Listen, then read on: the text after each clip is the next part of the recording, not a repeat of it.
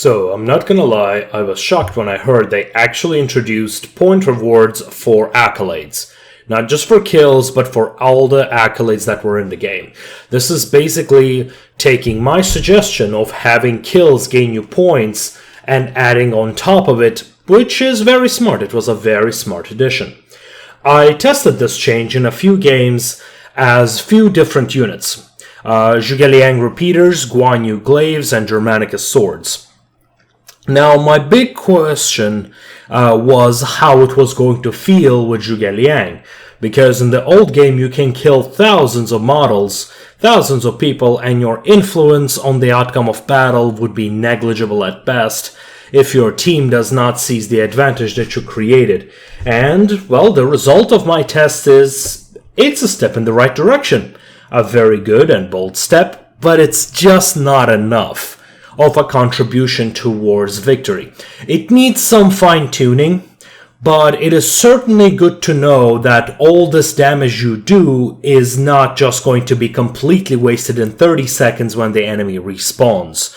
So I will give this feature a 7 out of 10, good step, it's in the right direction, definitely improves upon the previous problem of the game, but needs a little bit more because it's simply not enough. Like, you can still play exactly the same and the result of the battle would not change because at most you're gonna gain will be like 100, 200 points perhaps.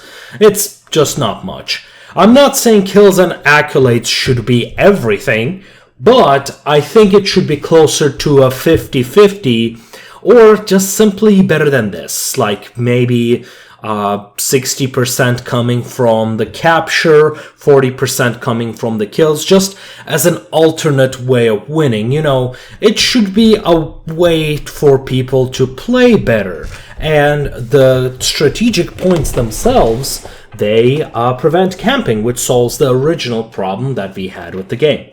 The drawback from my suggestion, and most likely the reason why they changed the reward system, is this small, and they announced this is just an experiment, so they're still testing things out, is they do not want the games to be shorter. That is my guess. I think that's a very valid concern, which is why I also recommended, and still do, that respawns and healing costs tickets to the team that is healing, to create this feeling of war of attrition, and to offset the gains or a point inflation made by these points generated through the accolades. I think this will reward skill and playing a bit more conservatively.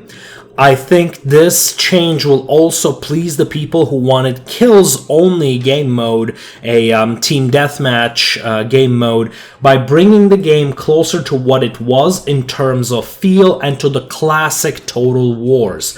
I consider myself to be in the middle of the spectrum of conquest versus deathmatch question, and I think that this step shows a very positive trend in the game's future.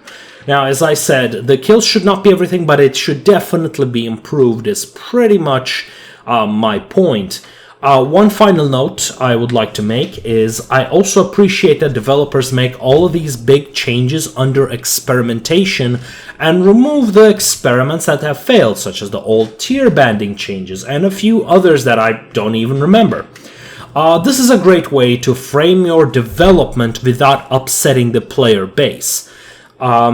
It's a great way to really communicate with people and to have us understand, like, hey, we are testing this out, we are not perfect, and to let us know what you think. And of course, you know, they're very experienced developers, but still they have this humility. They no longer have this air, oh, we're CA, we made Rome Total War, we can't do no wrong, which is exactly what resulted in Rome 2, and I would say part of Total War Arena's past, so to speak.